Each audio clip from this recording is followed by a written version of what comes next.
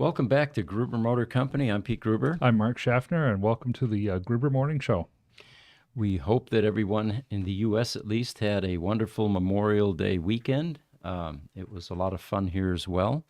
And those of you internationally, I'm sure you have your own holidays. Let us know when you have those, and we'd be interested as well. By all means. Looking forward to a good day today. Lots of news and stuff to get to. Thinking maybe we can go ahead and start by getting to it. Okay. Well, real quick, before we jump into it, just let them know I'm going to jump in front of the camera and fix Instagram. Okay. All right. Here comes Richard. He's going to fix Instagram. And usually when that happens, you guys see the back of his head. Are we good, Richard? We are all set. Thank you. The image behind us, again, it is a AI-generated image of a newsroom, and we're really enjoying finding these, creating the appropriate prompts. And what was amazing with this one was I actually generated like a dozen of them and then picked the best ones. We've got another one for tomorrow for the Roadster roundtable. So one of the things that we were going to lead with was there's a lot of controversy swirling around this, but this sudden acceleration claim with Teslas has been brought forward in the past, of course, many times. And NHTSA has the NHTSA, National Highway Traffic Safety Administration. I like NHTSA. It's much easier to say. Yes, I like NHTSA too. You got to keep talking into your mic. You're looking in. Okay, all right. Turn it a little closer. So NHTSA has conducted 200 different crash tests or examinations of these crashes, and they've concluded that the incidents were due to user error. Now, as I said, there's some controversy that's swirling about this, and I'm sure more information will be coming out.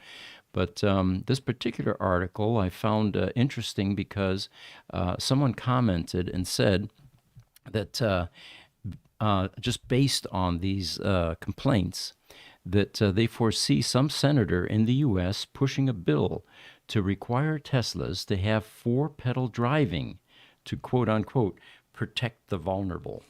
And they will work something like this. There will be pedal number 1 will be the forward pedal. Pedal number 2 will be the backward pedal. Pedal number 3 shows alerts on the screen with a loud audio warning. Are you sure you want to go forward? Tap the third pedal again, once for yes and twice for no. And then pedal number 4 will show a red warning on the screen with a loud audio message. Ready to proceed? Now, press pedal number 1 to continue or pedal number 2 to cancel. And of course, all the training for this maneuver will be required to be provided by dealerships to protect the vulnerable. Well, and I hope this guy is not stealing the thunder or some senator who's already been thinking about it. So that's a great idea. I don't have to write anything now. Yeah. No, this story is seems to still have some legs. We talked a little bit about it this last week, and we'll just kind of wait and see where it goes. There seems to be still some more chatter on the press about this. And, these allegations go all the way back to ICE vehicles. The gas pedal got stuck. Therefore, I rammed through your restaurant, Yeah. The biggest one I can remember was personal experience we were talking about last week. I was sitting in a dental chair having my teeth worked on. And fortunately, the dental hygienist was sitting on my right because the car, a Toyota, came in on my left and ended up about a foot from my feet. So we're talking about through the all the landscaping. First of all, curb landscaping, glass front building, crashed through that, and then ended up just a foot or so from your dental chair. Yeah, and in my case, it was parking lot. He says what? Yeah, parking lot. Crazy. I didn't know 8 feet of sidewalk, and I got to see the whole thing. Some lady pulling in, and then all of a sudden the car started to accelerate, and it turned towards us. And the car ended up wedged in between the frame of the window on one side and the wall on the other side of the window on the other side. And the front of the car was about a foot from my foot. Now, that's what you call a memorable life experience. And I'm sure that the reason was, the gas pedal's stuck. It was something. So one other thing we wanted to tell you guys is we are very active on LinkedIn. Well, there are a number of platforms, but We get a lot of comments on LinkedIn, traffic, questions, and any of you that are on LinkedIn, you can find us there. And if you can't get your questions squeezed in here, don't want to email, you can look for us on LinkedIn. And what's always interesting there, too, is not just getting our responses, but seeing our viewers' responses to the things that we're talking about in our content. Oh, most definitely. Some of these conversations are interesting and sometimes very highly entertaining as well. And they evolve. Yeah, that's the fun part. Yeah, it sure is. In fact, we encourage you guys, tell us, who you are, where you're coming from. We'd love to hear your questions. Right now we're waiting for new questions to come in, and as soon as we get them, we'll continue to we'll start answering them, and love having the discussion with you. And all of the platforms that are watching us, and we've got Instagram, Facebook, TikTok, probably leaving out a half a dozen or so, Twitter, right? Yep. Let us know where you're coming in from. It's always entertaining and informative for the audience to see the wide penetration that these types of podcasts have all over the globe. Oh, I love seeing that. I remember the podcast where we had New Zealand and Kuwait and Bahrain and Germany and United States and Canada all together at once. That was pretty cool. And a very passionate crowd, because sometimes these guys are watching this at 2 a.m. in the morning, Yes. So it looks like Richard's still grabbing questions. We can move on to another news item in the meantime then. It looks like in the last shareholders meeting, Tesla made an announcement, actually Elon did, and after years of avoiding advertising, they are actually going to start advertising. And as the announcement was made during the 2023 annual meeting of shareholders, the article says the crowd went wild. So Yeah. Well, Tesla, my take is that Tesla has advertised for years. And so to me, the title is kind of a misnomer, because Elon is a social media master. Besides the fact that he now owns Twitter, he has advertised. He's been active on social media. A lot of people have been active. Tesla has the referral program. All of these things are designed to generate buzz, or to generate excitement, to generate the free advertising that you get through things like press articles and stuff like that. And if for the people that are working on online stores, I see this through the marketing efforts we have here at Gruber even. A lot of those online efforts can be done through your social media, through your search engine optimization, stuff like that. You don't have to pay for it. Yeah. And Tesla's been a master at that. One of the questions that just came in, it's from George. His moniker is Rich Rebuilds Channel. And he's asking, where is that AI picture with Mr. Pete and hair? And you know what? As soon as I read that, I realized I forgot that. And I'm going my to bring gosh. that. Yeah. So We'll get that. Yeah, we'll bring that Thursday then. But he thought that would be the background show display today. That would be a good one, wouldn't it? That would be a good one. It looks like Erwin Geiger. He says, good morning and best wishes from Switzerland. Good morning, Erwin. Thank you for joining us. Yeah. And then we have Pit 63, who is also watching from Taiwan at 1:07 a.m. A very dedicated audience member. Thank you for joining us, Pit Very 63. much thank you. Yeah. And then George is asking with Watch Rich Rebuilds Channel, and we have to plug that every single time because Rich doesn't get enough attention in social media, so we need to give him a little bit more. But he says, what are your thoughts on Ford getting access to half of Tesla's superchargers in 2024? Hang on to that thought, George, because we've got a whole section here to talk about that, and that's great information. It's great information. We definitely have some thoughts on that as well. From PIGKLB, it doesn't say what platform that's coming in, regarding the sudden acceleration. He says, seems to be the nut behind the wheel in a vast majority of cases. I think that's true too. We'll see how that one evolves and develops. My personal belief is that it'll probably settle down and go away over time. So Also, during this Tesla 2023 annual shareholders meeting, Elon announced that the company is working on 2 new products. Can you guys pop up a picture of that new Tesla vehicle? And the reason we like this picture is well, those of you active on social media, you see an enormous amount of speculation. What will this vehicle look like? And Tesla keeps teasing us with this black silhouetted, type image with no detail other than the silhouette of the top. Well, you know what?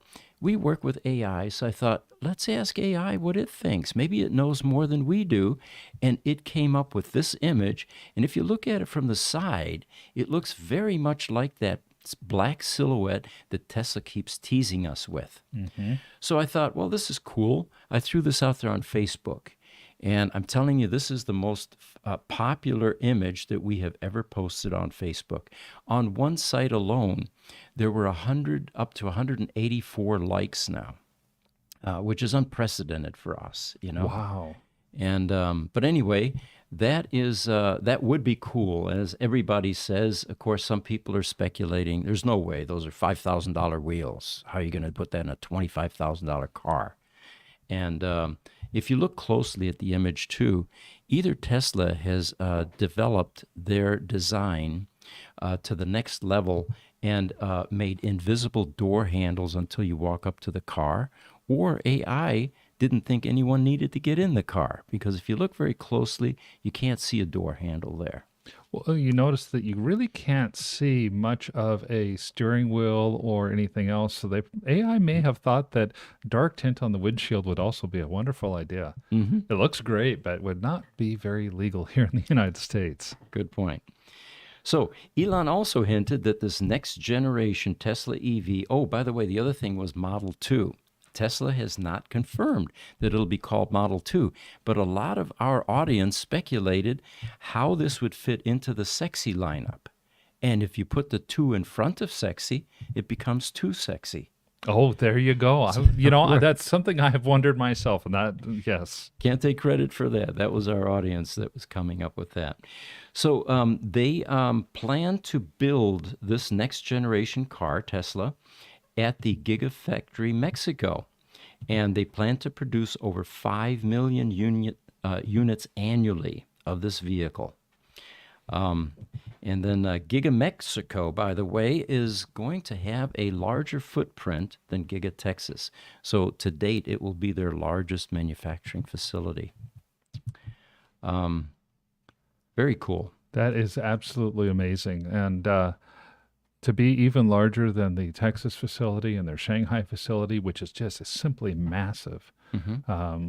Looking forward to seeing the cars that come out of there. So I got another story to weave into this. Saturday morning, I was here. There was a Tesla Roadster coming in from San Diego, and you can't always predict when the transporters want to drop off the car because they're in the business of having a route. Right. And, they sometimes have to insert a weekend delivery into that route, or they have to get a hotel room and their margin drops and, it's expensive. So we accommodate them. I mean, we've been here Saturday mornings, Sunday evenings. It doesn't matter. We will receive the Roadsters as they come in. So there was a gentleman that showed up 10 o'clock Saturday morning and had a big transport out in front of the car. We were able to get the car off, and as we were chatting, I said, so I detect an accent. Where are you from? And he says, oh, Tijuana, Mexico. I said, oh, interesting. I said, I didn't peg you because he had a lot of gray hair. He was kind of tall, stately, and anyway, we started to talk about the shop. He loved what we do, and he said, this is quite a career. He says, I have another career as well. I said, really, what was it? Or what is it besides transporting, right? Yeah. He says, I'm an attorney. And apparently he's a lawyer, passed the bar in Mexico, in Tijuana. And he began to talk about the difficulties of doing business in Mexico. The crime, the corruption, the cartels, the graft, the extortion, all of that. So from that, we went on to the subject. Well, Elon is building a huge factory 100 miles inland. He says, yes, I know. And the Mexican government takes this very seriously because this is a complete shot in the arm for their economy and the technology that they're bringing. So they're going overboard to protect this factory, including putting soldiers onto that 100-mile stretch on the roads to make sure that the travelers to the factory, to and fro, are safe. Oh, boy. Wow. Kidnapping is a huge issue, apparently. Can you imagine a kidnapper getting a hold of Elon? Now they've got the world's richest man, you know?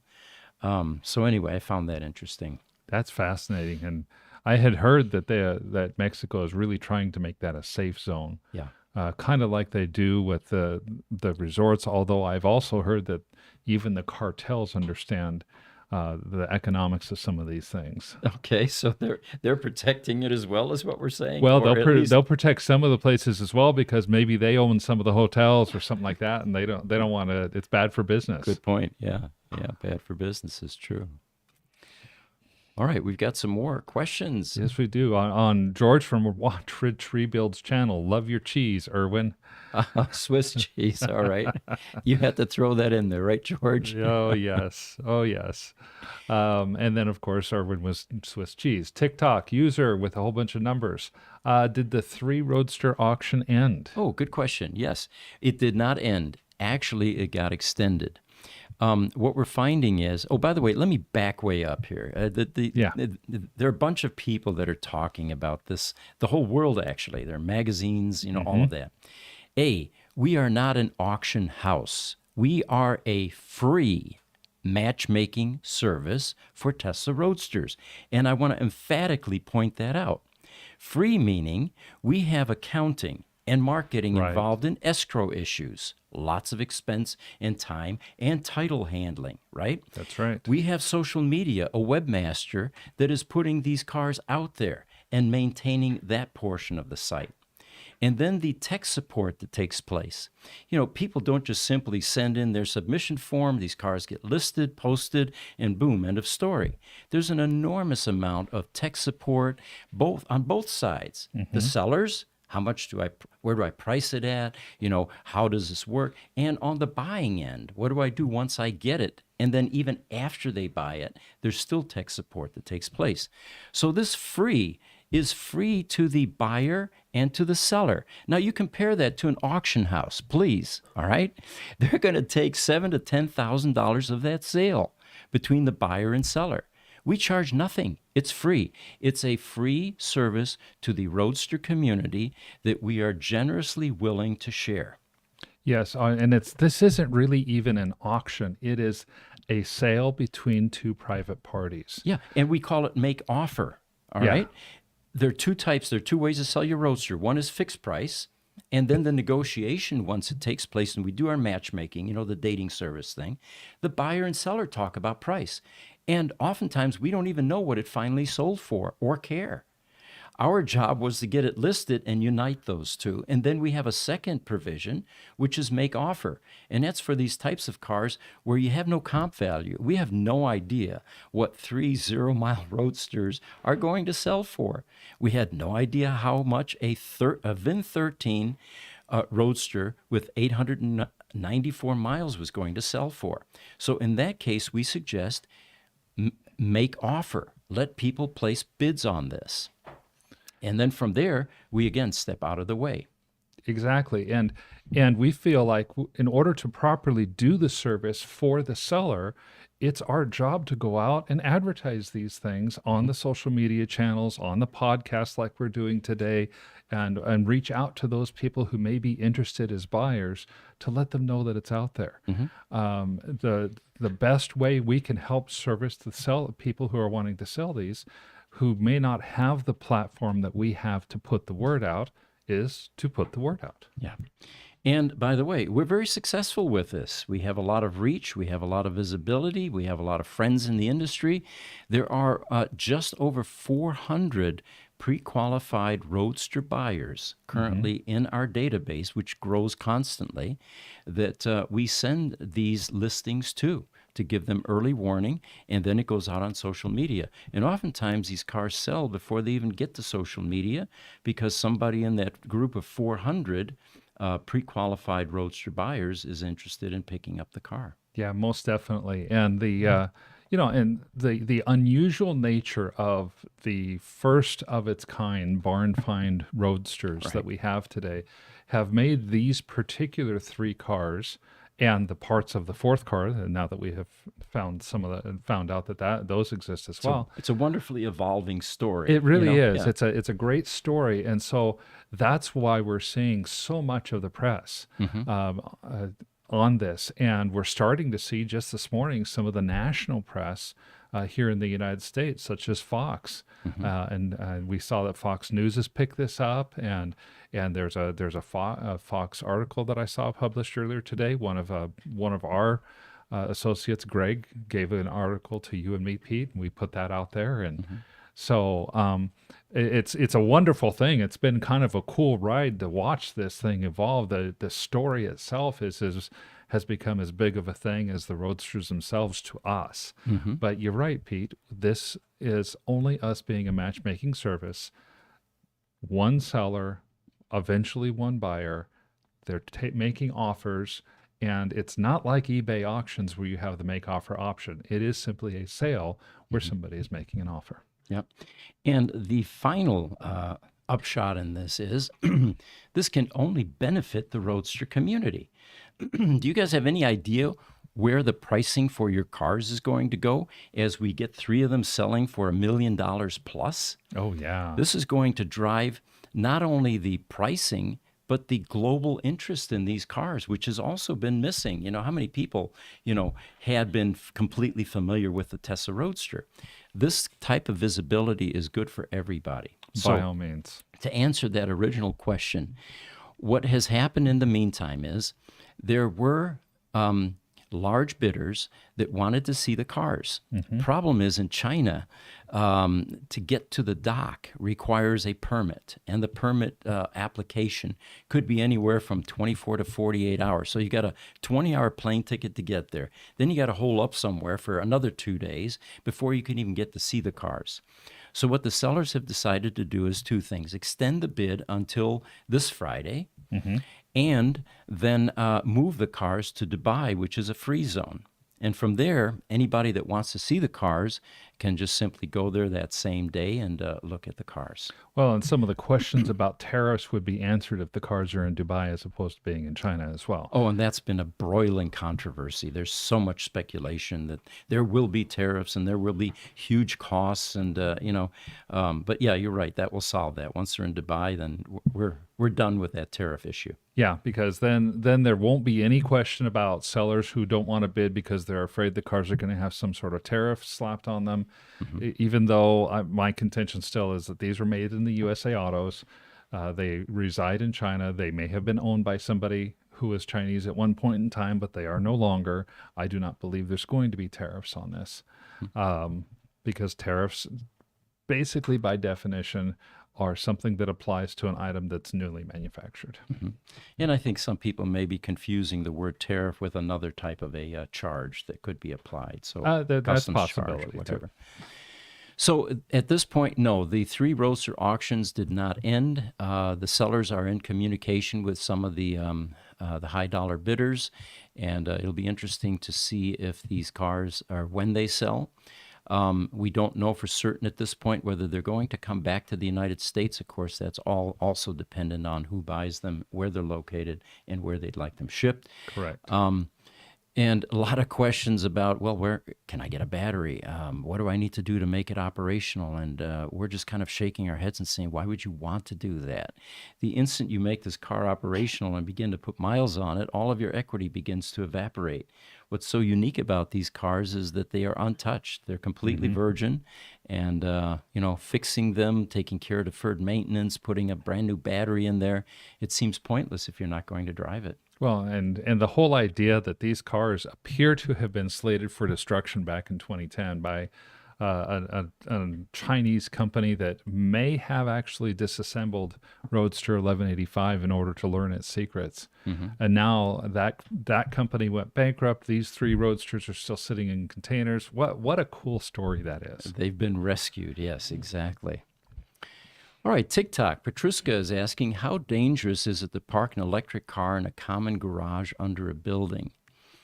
We're assuming here that that there is a risk for a battery fire. This is typically what that type of question alludes to, and it comes out of a number of things, like this most recent overcharging of a Tesla Model S battery, whose software had been hacked in order to hide a warning from Tesla's battery management system that this battery should not be charged beyond 50%.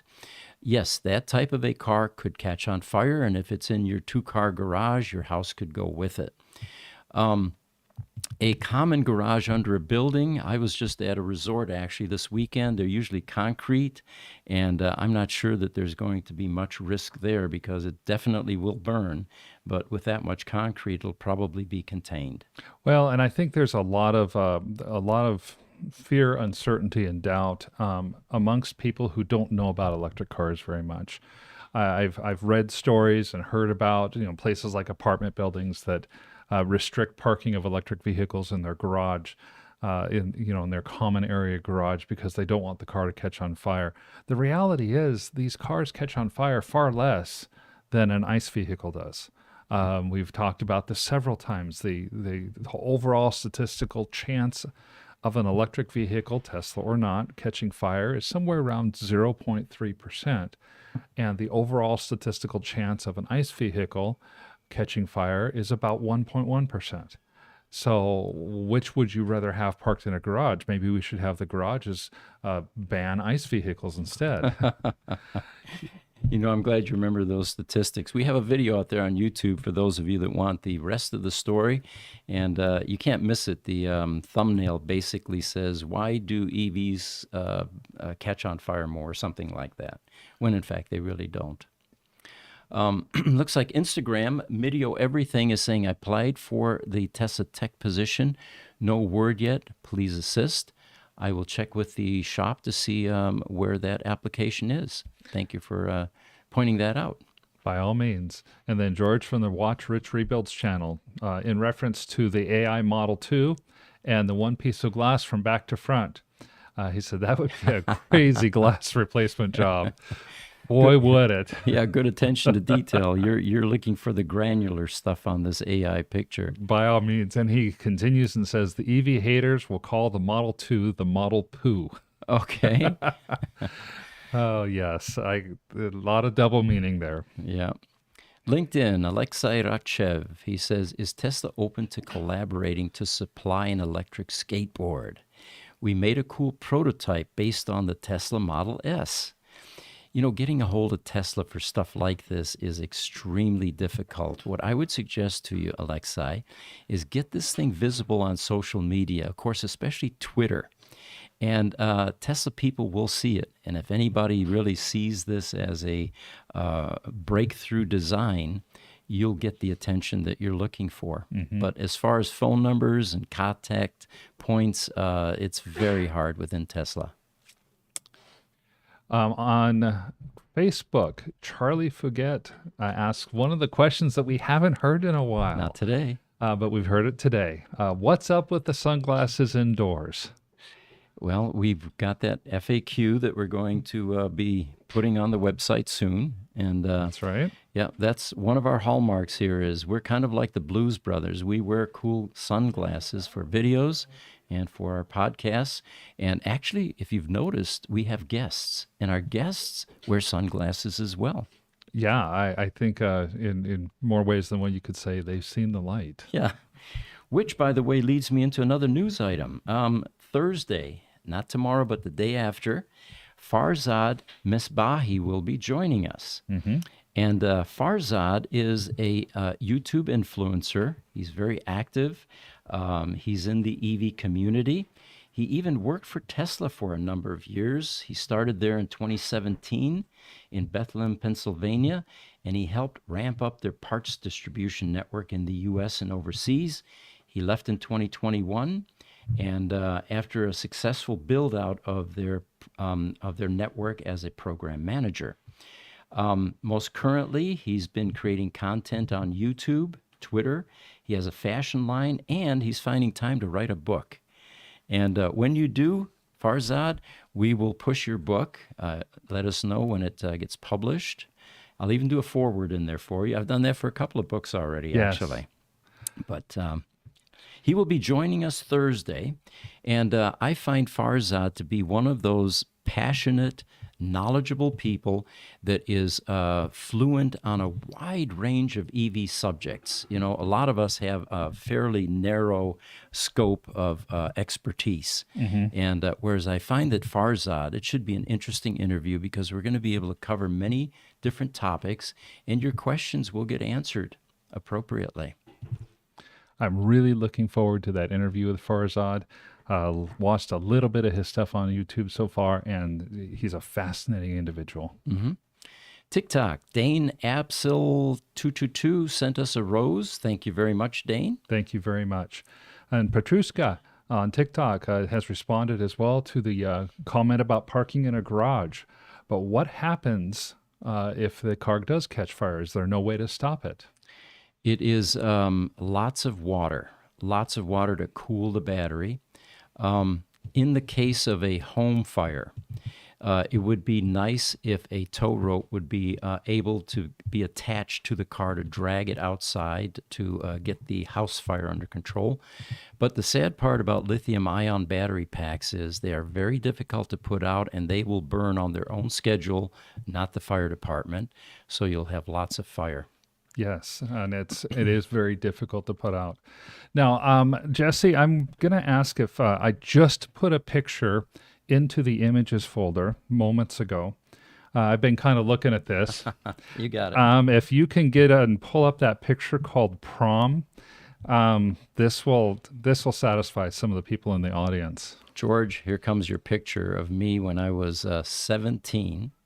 This was junior prom. There we go. Look at that hair. And, this was during the hippie era. Most of my friends had much longer hair than this, but I was part of a religious group that didn't allow very long hair, so I had to keep it trim. But if you'll notice in this picture, I'm standing there with Bonnie Witherite, one of my early girlfriends, and I waited until the last few days to get my tuxedo. And, of course, there was a run on tuxedos because all the high schools were having their proms, right? Of course. So this was all they had left. So I got this shiny metallic jacket with high water pants, and the only shoes I had to go with a black tux, I was poor, was brown wingtip shoes. So I wasn't exactly making a fashion statement here, but I was able to go to the prom with hair, and Bonnie and I had a great time. That's a great picture of you, Pete. I laughed when I first saw it, and it's classy. That's and the avocado green carpet. It just shouts 1960s. Yes, that was 1968 to be exact. So YouTube, Ronald Leckfor says, do you see Gruber Motors branching out into franchises of your battery and Tesla car services? Not this year, Ronald. We're still struggling with getting manpower, getting people trained on how to work on these cars, and it's a moving landscape. Eventually, we can see ourselves scaling and possibly franchising, but not this year at least. And what typically happens in our world is, especially with Tesla Roadsters, people realize that their service options are very limited, and cars get transported. They get transported all over the United States. We have a power electronics module, for example, in Austria now that may need to come back, and in those cases, the cars stay in that country, and we end up transporting the power electronics module in for repair if needed.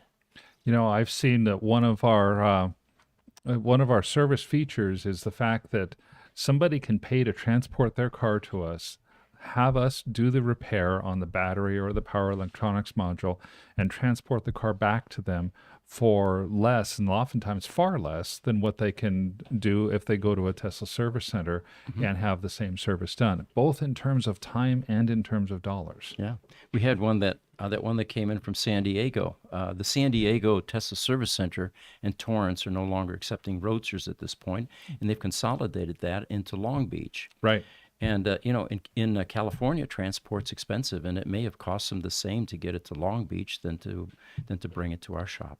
Yeah, and so in our shop, we'll do things that the Long Beach Service Center would not have been able to do, and we have a quicker turnaround than the service centers in most cases.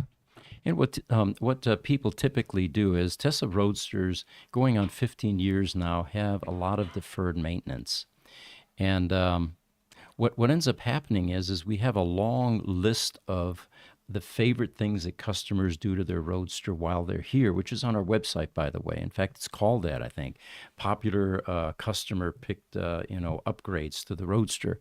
So while they're here, they typically get some of these upgrades done. We even have customers in the Four Seasons areas that will winter their cars here. They can't drive them back east anyway, or Right. wherever they are. Right. And so that's when we take care of deferred maintenance. So we have another YouTube from Michael Aldea, and this refers to the garage fires, I think. He says it is in the name of the car, the ICE car. They are internal combustion engines. Right, good point, Michael. Good point. By the way, Michael is a ex-Tesla employee. He was one of the early Roadster experts working on the ESS pack, or the energy storage system battery, which is what they used to call it. And he does chime in from time to time, and we always appreciate him giving us some insights. But now he's venturing into a different area, and he's saying, I know why you guys wear sunglasses. Yes. Because Arizona is so bright that the sun has to wear that you have to wear sunglasses. Without proper personal protective sunglasses, you risk temporary blindness, low voltage heat alarms, inability to close contactors, sudden acceleration, and screaming noise from the passenger seat. Wait, what were we talking about again? A good one, Michael. That's great. That's great. And on TikTok, our friend Smuggler is just stopping in. He says, my schedule changes next week for the summer, so I can watch you all more then. Well, glad to have you on, Smuggler. Hope you are able to see us more in just a little while. Yeah, welcome back. So YouTube, Davil is asking, Mr. Gruber, what group were you with in 1968? In 1968, I was still in high school, and that was my 11th year at that junior prom. So, but during high school, I worked in a radio shop. I was very fortunate, unlike my other friends who were mowing lawns and, working in fast food. Well, they didn't have fast food then. McDonald's, I think. Maybe. Yeah. Maybe. But I had a teacher that saw my gifts, and I remember him taking me downtown Rochester to a friend of his who owned Hans Electric. They repaired phonographs, tape recorders, radios, televisions, and appliances. And I remember him spending an hour with Richard Hans, convincing him, you got to hire this kid. I know he's high school. I know he's only going to work 2 hours a day, but he's really bright, and he'll do you a good job. And finally, Richard caved in and said, all right, we'll try him out. And I worked there for about 2 years, worked on everything, learned how to fix clock radios, phonographs, of course, the 5-tube radios. I don't know if you guys remember those. They were inexpensive, and that was a great place to get an education on what electronics is all about. And but anyway, so I did work and go to high school in 1968. Yeah, and you ended up getting skills that you still use today. Oh, totally. Yes. I can't imagine what my life would have been without that foundation education. Yeah, I totally understand. YouTube, watch Rich Rebuild's channel. So George is coming to us with a bunch of emojis. Pete was actually young at one time. Great picture. Thank you, guys. And then we've got YouTube, Ronald Leckfor. He asks, wouldn't using liquid nitrogen be better to put out a lithium battery fire? That's something that the fire departments have not tried, to my knowledge at least.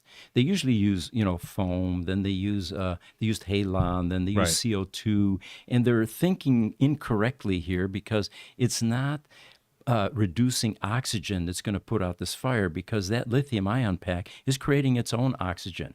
Right. So cooling it down is definitely the best way to go. That's where liquid nitrogen may come in. Yeah, to me, the theory seems to be sound. On one hand, you are removing oxygen because you'd be replacing it with nitrogen, but more importantly, you're replacing it with something that's about minus 275 degrees that would rapidly cool down that particular battery pack. I think the challenge is, have you ever had a fire department that has the capability of storing, transporting, and utilizing liquid nitrogen? Right. Yep. I think that would be a challenge. So TikTok, political dissident, says, the smell of tubes warming up in the winter. Now there's somebody that's familiar with this. What would happen, of course, is if you didn't use it for a while, dust would build up on the tubes. Yes. And as those heated up, because they have filaments inside, Yes. and that's the other reason that when you first turn it on, you don't get sound for about 15 seconds or so until those tubes warm up and do their thing. But yes, that is definitely a memory that I share as well, is the smell of dust burning off the tubes as you warm up and all. You know, speaking of this, and I got to mention this, there's a bad auction right now. And there's a controversy raging out there now. Do PEMs need to be rebuilt? Do you proactively do something to PEMs? And there's some wild opinions floating like, nah, just wait till it fails. Well, if you wait till it fails, the parts aren't made anymore. And when they fail, oftentimes they burn. You know, like the power boards. Yeah, You've got yeah. 400 volts DC at 400 amps. And when something goes awry and you short that out, you're going to get some fireworks along with that. Well, one of the comments made was, well, you don't need to do anything to that PEM because, until it fails. I have a radio at home that's 100 years old and it's still functioning fine. I'm just shaking my head. First of all, vacuum tubes do not last more than 2 to 3 to 5 years. Right.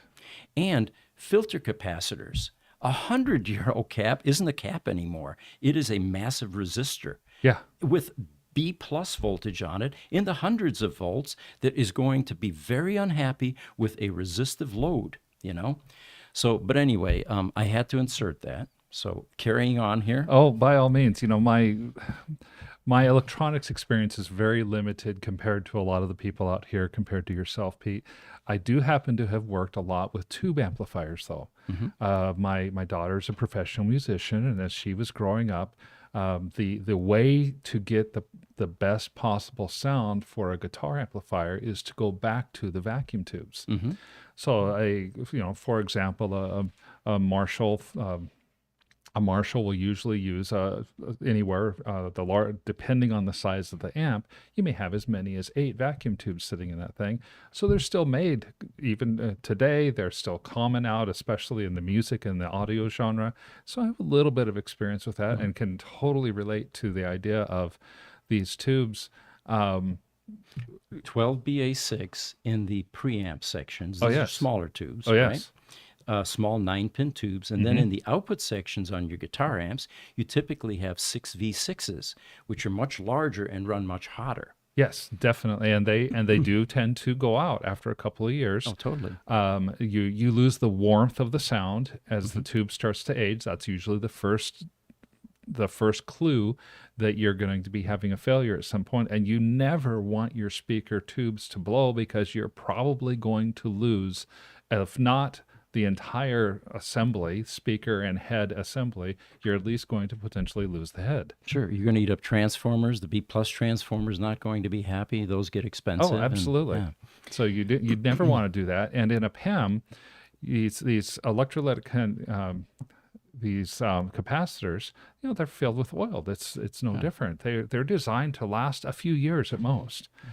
They quoted a gentleman that was at Tesla, one of the early pioneers there, who was quoted as being involved in the PEM design. It turns out he was a mechanical engineer. Now, I'm sure this gentleman had a lot of value that he, was providing back when the PEMs were being built and designed. Sure. But a mechanical engineer, as he admits in another post on this Bat Trailer site, I would defer to the double E's when it came to anything electronics. He was involved in the metal and the plastics. Right. But again, look at our website. A power electronics module in a Tesla Roadster is a giant 3-phase inverter.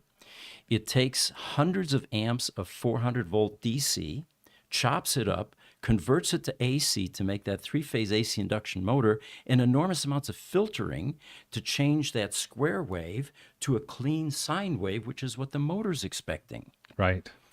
And the other part of it is, back in the day, Tesla wasn't aware of the type of engineering problems they had in the PEM because they hadn't had them out in the field long enough yet. As time went by, we found things like decaying insulating material with IGBT transistors that have 400 volts, 400 amps, with a micro-inch to ground. And as that insulating material decays and crumbles, it eventually shorts those transistors, and now you blow up a power board that hasn't been produced since 2008. Right. And why is that important? Well, one, you can't go to AutoZone and buy any parts for the Roadster. And two, Tesla is even running out of parts. We have a customer that told us they couldn't find a PEM for a while. So proactively taking care of deferred maintenance in that power electronic module is the only way to keep that car alive.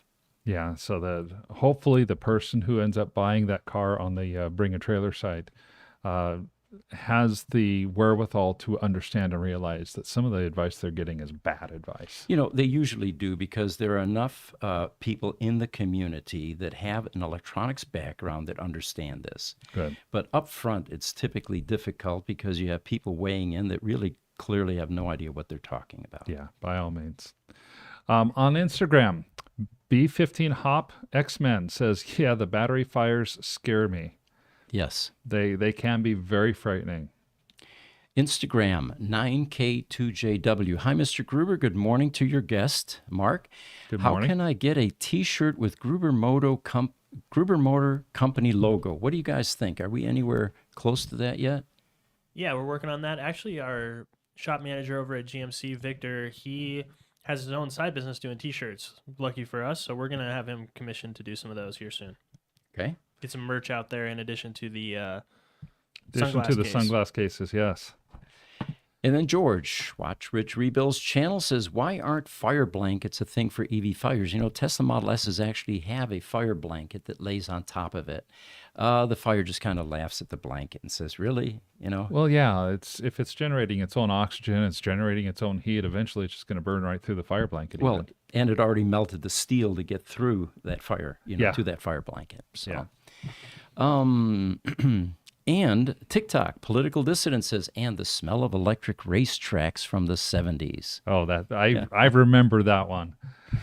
Watch Rich Rebuild's channel, George. Pete, he says, you were excited when you were young and they invented fire in the wheel. Yes, that was an exciting time, George. He keeps rubbing in my age, doesn't he? But it's okay, Boy, George. He does. Yeah. Boy, he does. And then B15 Hop X-Men on Instagram says, I have a valve amp. Cool. Yeah. Yeah, I used to repair those. They were a breeze once you knew how they worked. Vacuum tubes are really cool, though, when you think about it. The 5-tube radio, for example, you didn't need a filament transformer because all 5 tubes connected in series ended up being 120 volts. Oh, I didn't know that. You had a 50C5, 35W4, 12BA6, 12BE6, and I'm missing the last tube because there were 5. Yeah, okay. All right, I'll remember. Oh, that's fascinating. Oh, there we go. Somebody has given it to us. Ron Leck 4, YouTube, 12BE6, yes, 12BA6, 12AV6, 35W, and 50C5. Definitely does bring back those memories. I didn't see your comment until just now, so. Yes. TikTok, Political Dissident says, vintage, yes, vintagey. Instagram, Bishop X-Men, valves just add to audio colorization. You know, the reason that we went from vacuum tubes, which are unreliable, granted, to digital audio, and everybody got excited. And then we went from analog tape to phonographs and the crack and the pop and all Right. that stuff, to CDs, and everybody thought that the world had just drastically changed. And here we are with all this digital audio, and we're missing the harmonics, the rich harmonics that you got from vacuum tubes. So that's why they often have a vacuum tube preamp section in a solid state amplifier. That's right. That's right. In fact, you can get vacuum tube preamplifiers for microphones now and in modern audio equipment. And to your point as well, it was just about a year ago that my wife got me for Christmas a phonograph, so that so I can play my vinyl records again. And I put the first vinyl record on. I'm like, that's what that sounds like. It was so different than a CD, and it sounded so good. Yeah. Instagram, Bishop Xman says, you should stream on Twitch as well. Are we not on Twitch, guys? We're not. No. Can we be? What do you think? I don't know if that it allows simul streaming through Restream, but we can try it. Yeah. It's a video game platform. It's not a typical streaming platform. Well, thank you for the suggestion. Appreciate it. Yeah. And he also mentions that ultra caps can last 10 years. The motor becomes the filter. The Triple H bridge is smoothed by the motor itself. YouTube, it looks like we've got an engineer there. Ronald Leckfor says, the PEM, power electronic module in a Roadster, is a pulse width modulation, modified sine wave, variable frequency drive. You know, I've often wondered, Ronald, if you could turn one of those into a bass amp. Think of the amount of power that you would have available. You'd have to have speakers that are just massive, but the amount of bass that you could generate from a power electronics module would just be awesome. So if I ever hear a bass sound at my home in Levine, 33 miles away from the shop, or the windows are blowing out, right? yeah, I will know that you have turned one of those PEMs into a bass amp. That we finally did that in the shop. Yep. Cool. Real quick, Pete. Yeah. Just so you know, we're at 55 minutes. Can we talk about the Shanghai stuff? Because I put that in the thumbnail. Good point. Yes. Anything in the thumbnail needs to have some audio attached to it. And let's see here.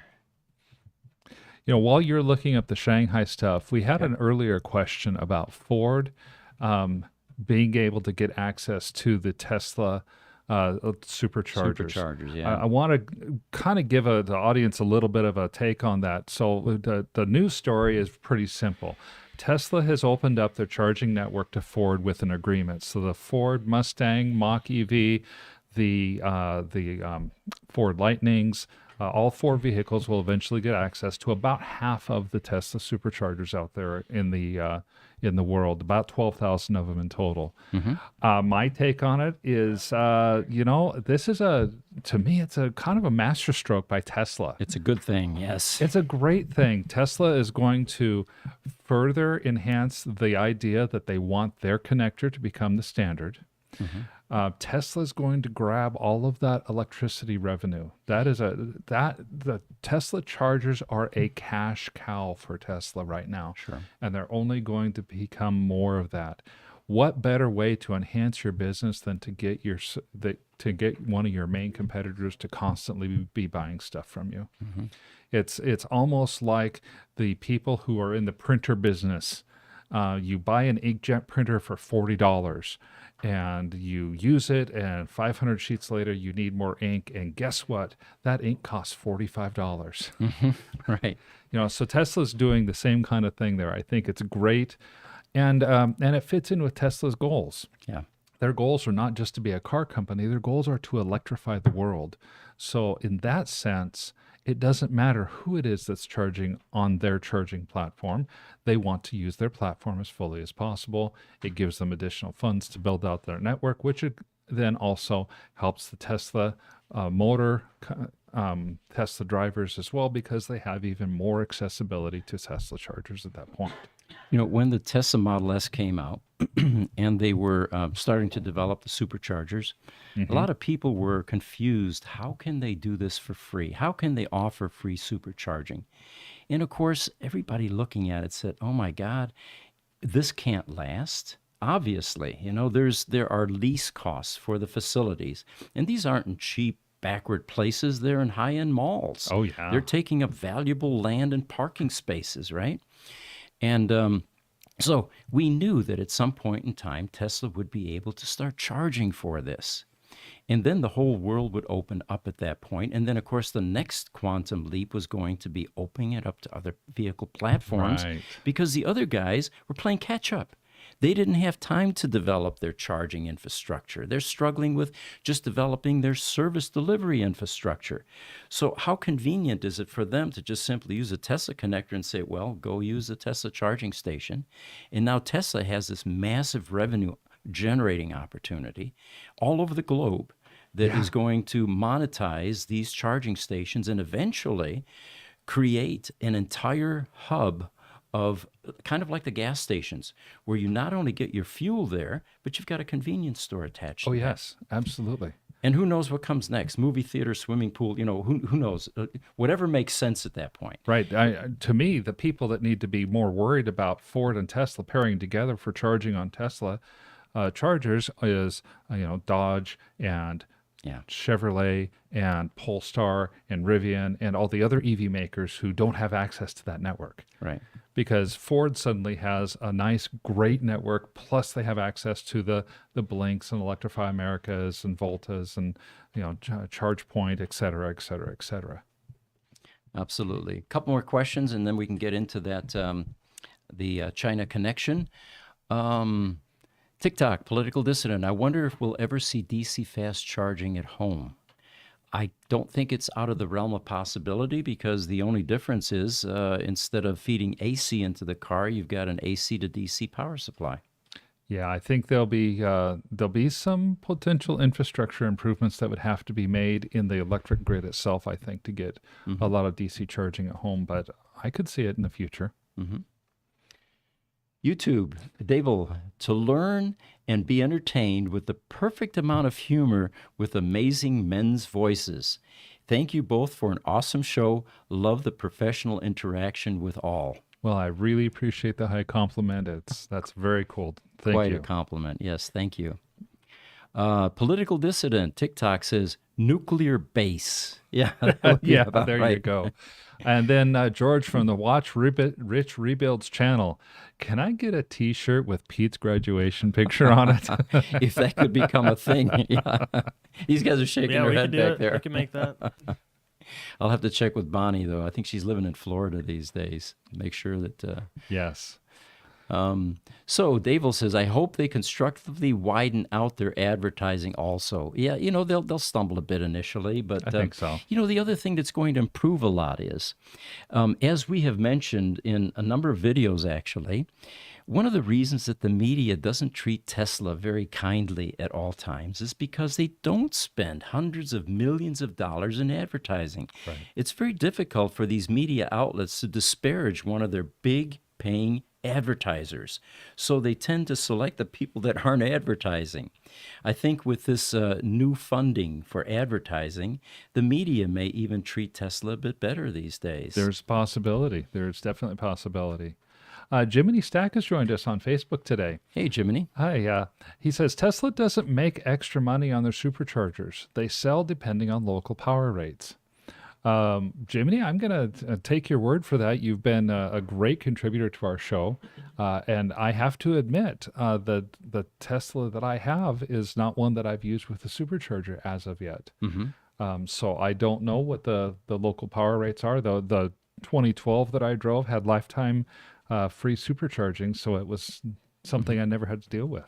Well, that'd be very generous of Tesla if they actually did operate at a break-even for their superchargers.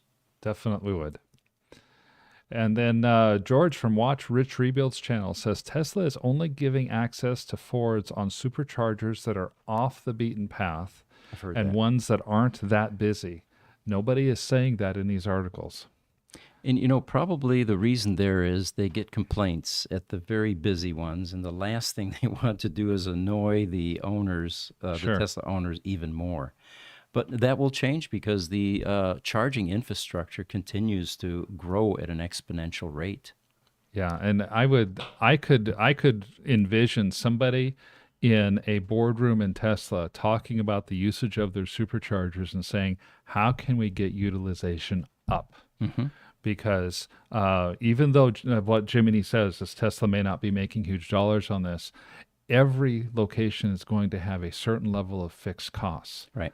And they're not going to be able to meet those fixed costs if they don't have enough charging going on. Right. This would allow them to be able to get that charging utilization rate up and be able to at least meet those fixed costs.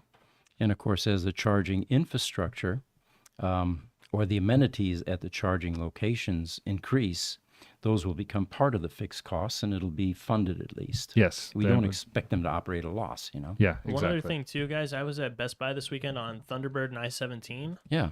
They actually have a third-party DC fast charging there, too. So there's actual fast chargers now, like the Blink and some other brands that are popping up. So it's not just destination chargers. There's actual fast chargers. And I saw a Tesla at this one at the Best Buy. So it was a non-Tesla fast charger. And those are starting to pop up everywhere now, too. Do you know, was that Tesla using a CCD to Tesla adapter in order to do the fast charging? Yeah. Okay. Okay. Looks like Ingemar Anderson, the author, up in Seattle, is with us again from LinkedIn. Welcome back, Ingemar. Hope your book is selling well. He's saying, it is just great to listen to your shows. A lot of diverse and relevant topics. Thank you. Well, you're welcome. We kind of bounce around, but, we let the audience typically guide where we're going with this. It sure is a lot of fun. Thank you for the compliment. Fine Power Tools Sales West on YouTube has also come to us, and welcome back. Is Tesla building their own chargers, or are they having them made for them by somebody else? I don't know that. I did know that at one point a couple of years ago because there were some brands that we saw. We'll find that out.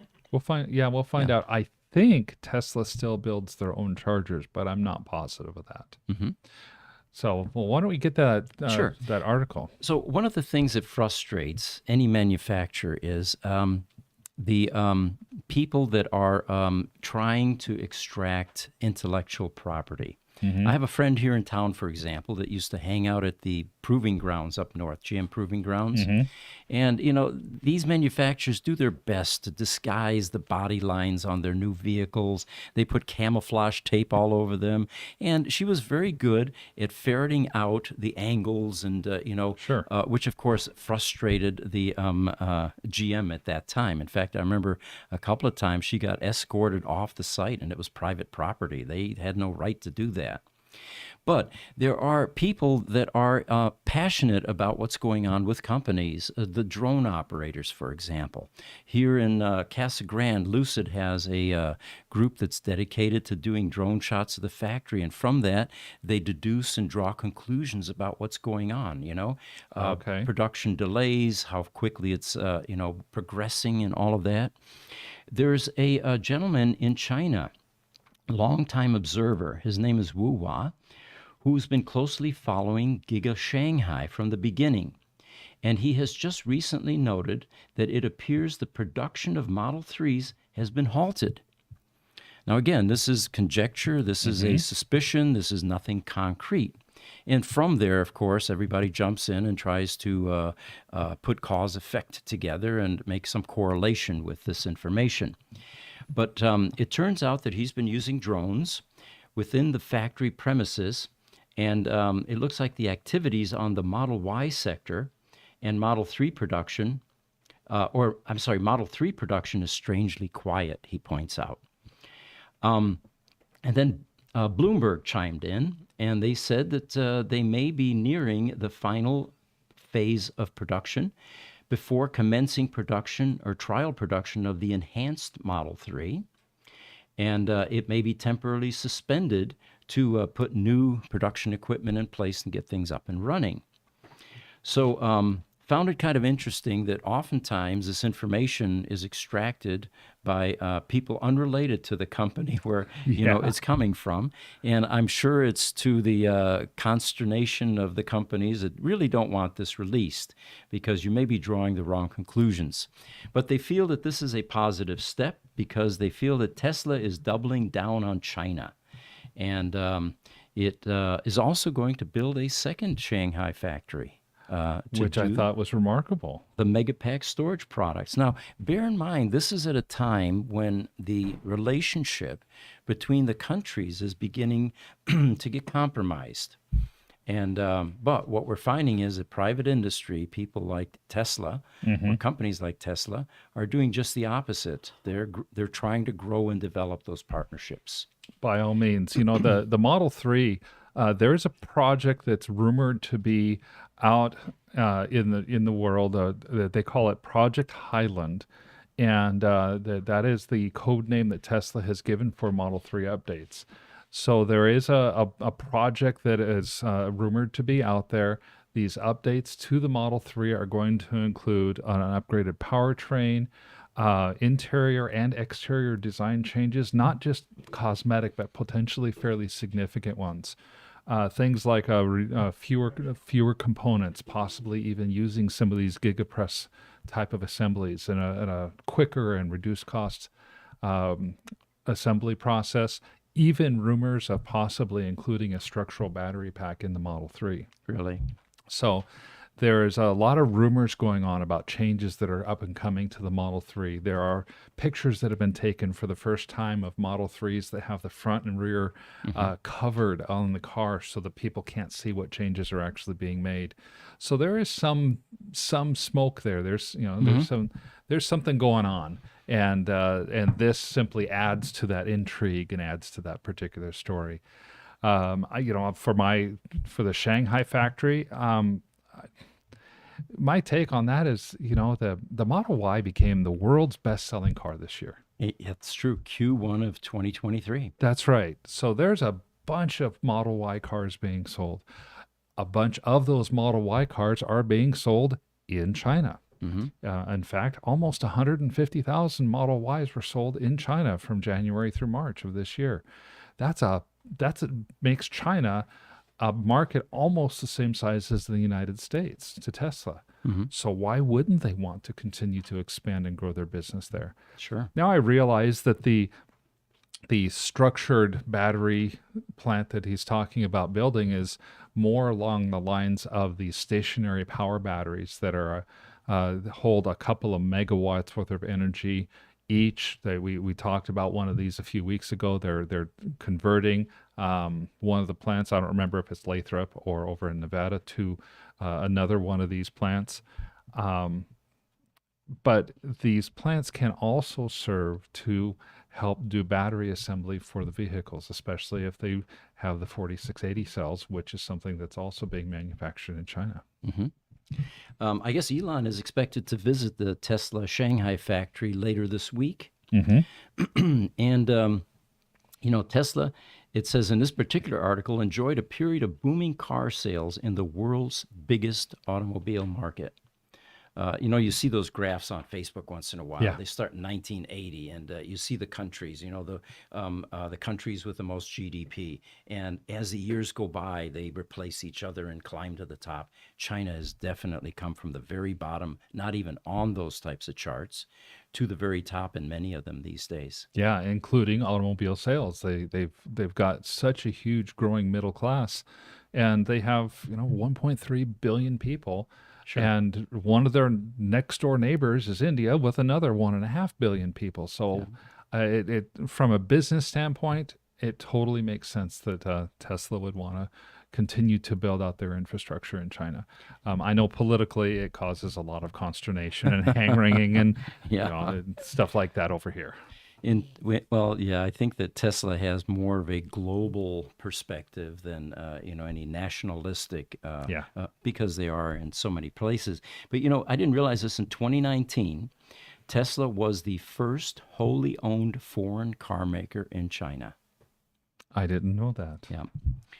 So I've got a picture. If you guys can pop that up, Elon contacted me on Twitter, and I've got a picture of that here.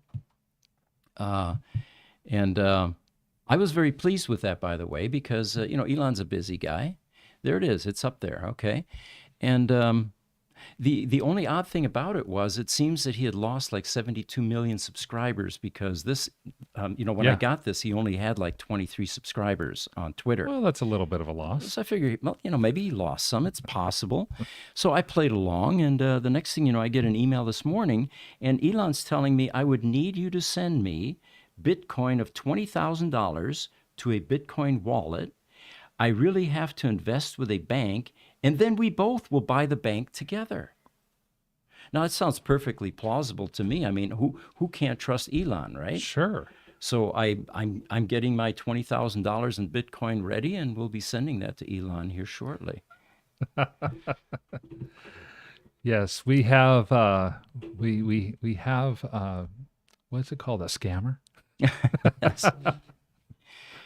Yeah, some of Lots of the scams these days. some of the things that they have are just highly humorous. Just very It's very funny. entertaining. Yeah, it definitely is. So are we going for a wrap here, guys? I think we lost our Yeah, we've question screen. got more than a few questions.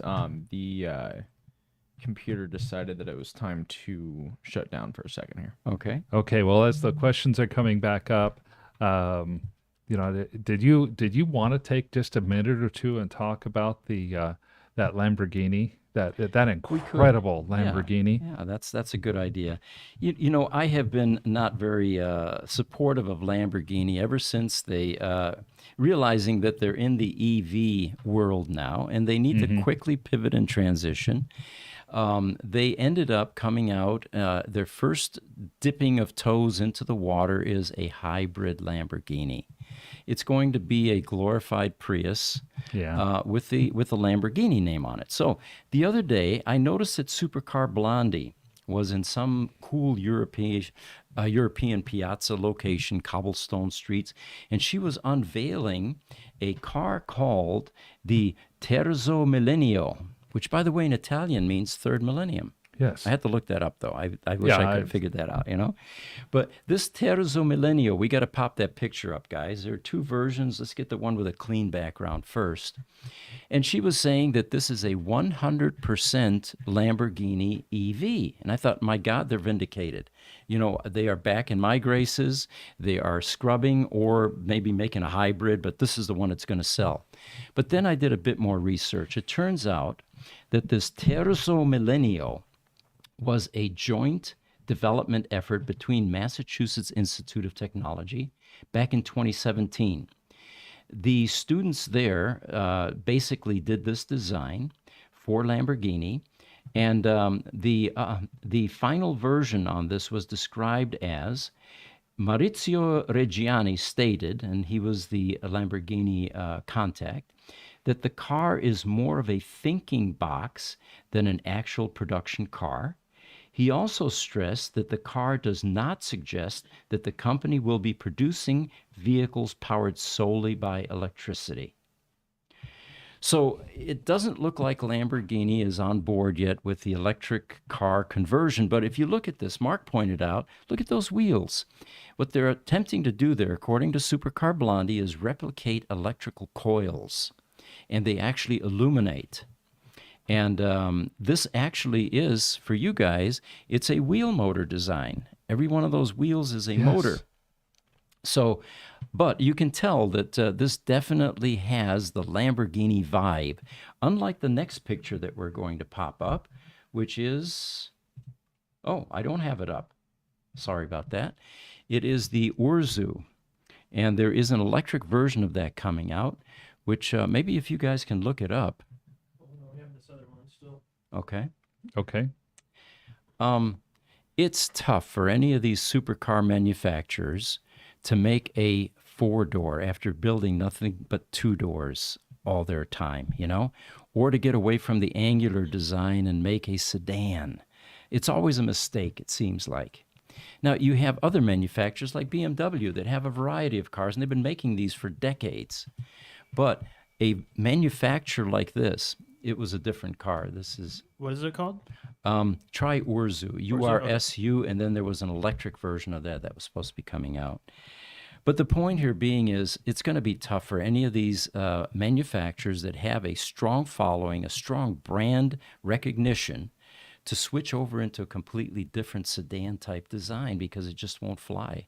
in my opinion anyway. I'm not going to buy it, you know. Yeah, I'm not sure that I would buy that particular one. Well, first, because it's moving toward hybrid, and they're not going to have an electric version of that SUV until at least 2029.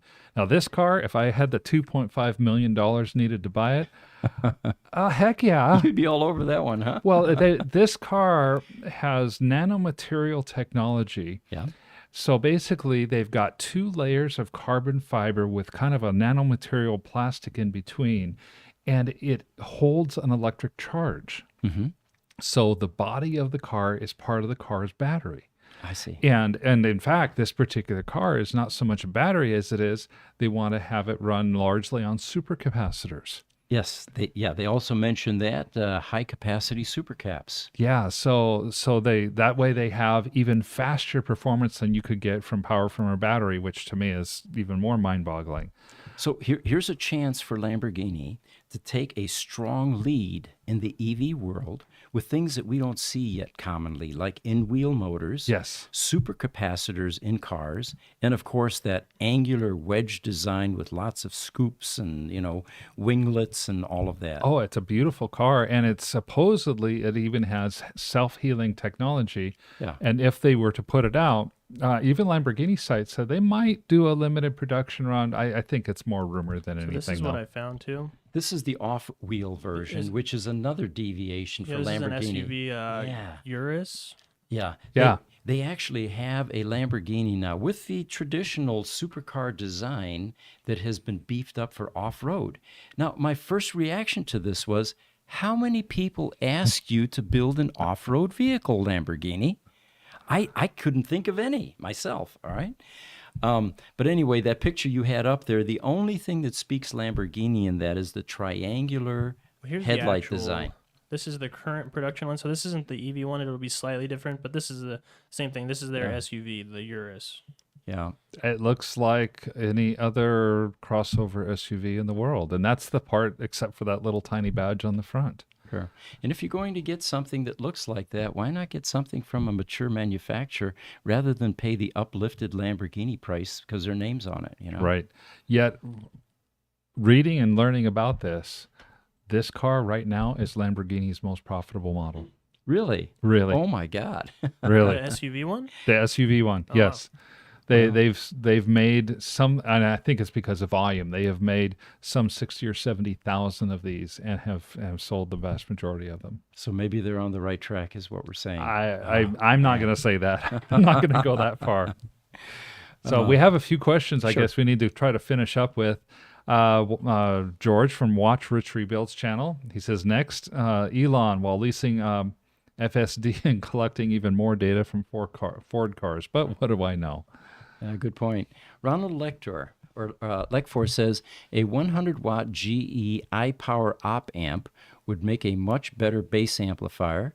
Just add a preamp stage and plus or minus 80-volt filtered DC power supply with 3-amp current capability. You know what would be even cooler is if we could take some of this type of technology and replace the PEM in the Roadster. Yeah, That would solve some problems. That all sounded like a different language to me. Same. I think Aaron and I are both just bewildered at this point. It's double E talk. And then there's Davel. He says, interesting. What are their fees to charge? As Jiminy pointed out, it varies based on location and electrical costs.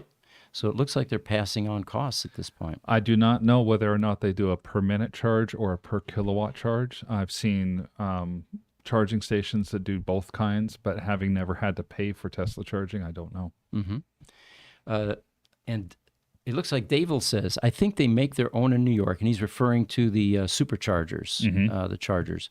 You know, the AC chargers were made by a number of manufacturers. Clipper Creek comes to mind, for example. But, the DC fast chargers in New York, well, we'll have to do some research there. We'll do some research. That's my impression as well, that they make them, and other than final assembly, everything is constructed, and they'll load them onto their whatever transport, get them to the site, and it's almost a plug and play once they get them on site. And it looks like Ronald's saying Elon is in China right now. Okay, so this article was a bit dated. Okay. Smuggler says, sounds expensive when it breaks. Yeah, some of these things do get expensive when they're broken. Yes. And George from Watch Rich Rebuilds channel says, have you seen any Tesla Magic Dock superchargers by you guys? I haven't seen one here in New York yet. Unfortunately, we have not. I believe the only Magic Dock superchargers that are out in the wild right now are in either Los Angeles or New York. Okay. And then Smuggler asks, having the body as part of the battery makes it impossible to replace. And what about fire hazard? You know, we are waiting to get one of those Tesla vehicles in our service center so that we can do some reverse engineering. And I have a feeling that Sandy Munro's team may beat us to the punch. Probably will. Smuggler has a great point about these structural batteries, and that's Sandy already tore one down. Yeah. That's a huge. There's a buzz in the industry and people around the industry about what's going to happen with cars when structural batteries can become part of the cars. It makes them stronger. It makes everything better, stronger, faster, whatever. I don't know. I don't know, because what happens when a cell goes resistive? Do you just throw the car away? Yeah. I believe Smuggler is actually talking about the Lamborghini. Oh, the Lamborghini. Okay. About the what you were talking about with the in between the layers of carbon fiber. Yes. That being part of the And thank you for that correction. I think Smuggler makes a great point there. I don't know. Having the body as part of the battery, I don't know. What happens when you have a little ding. Not that you would drive your Lamborghini through a McDonald's drive-through, but oh gee, I scraped the wall on the turn on the McDonald's drive-through, and now I've just totaled my car. Well, it looks like we need to wrap, guys. We'd like to remind you that tomorrow at 10 o'clock a.m., we've got Mountain Standard Time. We've got the Tesla Roadster podcast. And just because you don't have a Tesla Roadster, join us anyway. You'll learn about them. We'll talk about maintenance issues, and usually people chiming in have them, and we'll get some good questions. And then Thursday, we're going to have Farzad Misbahi with us. Yes. And that will be, again, an interesting interview because he is very passionate, very knowledgeable about EVs, and much so on a very broad range of subjects. And that's what's going to be enjoyable, I think, about this particular guest. So that's at 10 a.m. Thursday. Feel free to join us. And in the meantime, thank you guys so much for watching. Love having the interaction with you guys, and appreciate the compliments today. We'll have one parting comment from George from the Watch Rich Rebuilds channel. He says, thank you, Pete, Mark, and Jesse. Great show again. well, you're more than welcome. Thanks, George. Take care. We'll see you guys tomorrow.